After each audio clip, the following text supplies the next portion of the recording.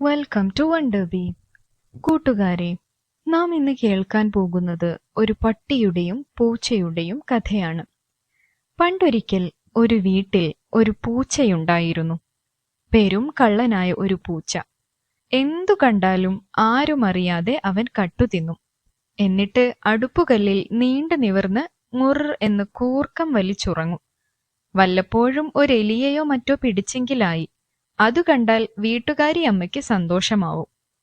അങ്ങനെയിരിക്കെ വീട്ടുകാരി ഒരു പട്ടിയെ കൊണ്ടുവന്നു.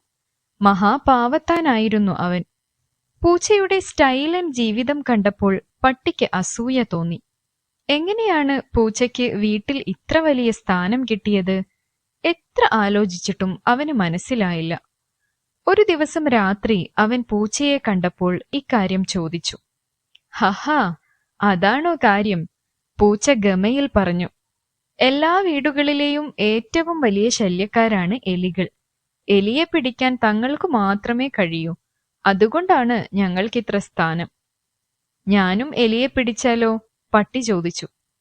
എങ്കിൽ നിനക്കും എന്നെപ്പോലെ സുഖമായി കഴിയാം, പൂച്ച പറഞ്ഞു. പട്ടി വേഗം എലിയെ അന്വേഷിച്ച് പുറപ്പെട്ടു. കുറെ ചെന്നപ്പോൾ അവൻ എലികളുടെ ഒരു മാളം കണ്ടു. അതിൽ നിന്നതാ വലുതും ചെറുതുമായ കുറെ എലികൾ പുറത്തു ചാടുന്നു. Bow bow! പട്ടി അവയുടെ നേരെ ചാടി വീണു. അടുത്ത നിമിഷം എലികളെല്ലാം പരക്കം പാഞ്ഞു. പട്ടി നോക്കുമ്പോൾ ഒരൊറ്റ എലിക്കുഞ്ഞു പോലും അവിടെ എങ്ങുമില്ല.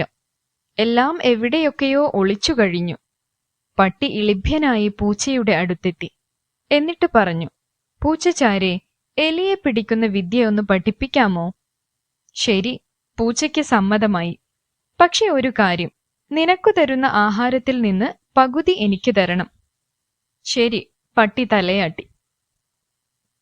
അങ്ങനെ അന്നു മുതൽ അതൊരു സ്ഥിരം ഏർപ്പാടാക്കി. പട്ടിക്ക് കിട്ടുന്ന ഇറച്ചിയും മീനുമെല്ലാം പൂച്ച അകത്താക്കും. അതുകഴിഞ്ഞ് ഒറ്റ ഉറക്കമാണ്. കുറച്ചുനാൾ കഴിഞ്ഞു. എലിയെ പിടിക്കുന്ന വിദ്യയെക്കുറിച്ച് പട്ടി ഇടയ്ക്കിടെ ചോദിക്കുവാൻ തുടങ്ങി. അപ്പോൾ പൂച്ച അതും ഇതും പറഞ്ഞു.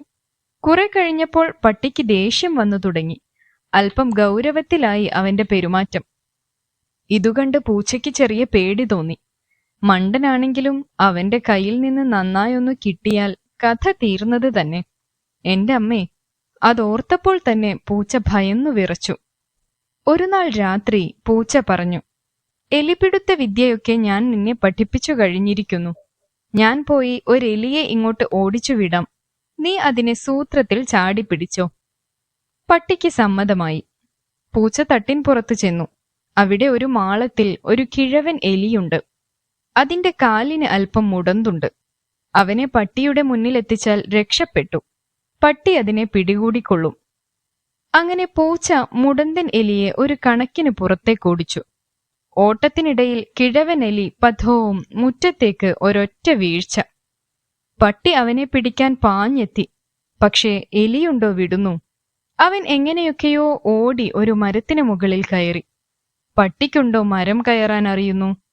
അവൻ എലിയെ നോക്കി മുരണ്ടു. എലി പട്ടിയെ കളിയാക്കുകയും ചെയ്തു.